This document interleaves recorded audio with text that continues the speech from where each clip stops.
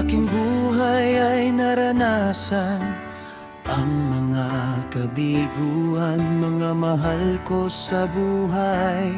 Sa piling ko'y nawalay at di ko matanggap, pagkat sa isip ko'y ako'y nag-iisa.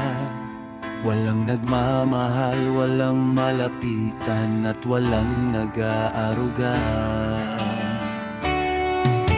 Ako'y naglakbay at naghanap kung sino ang malalapitan. Iniwan ang mga kapatid sa laman dahil sa nararamdaman, at para bang may hinahanap na di maintindihan. Ikaw pala, o Diyos, ang aking kailangan.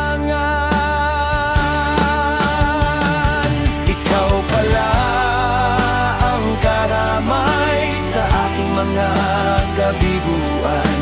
Ikaw pala ang aaliw sa aking kalungkutan. Ang akala ko'y wala nang kaligayahan sa buhay ko ito. Ikaw pala aking kailangan.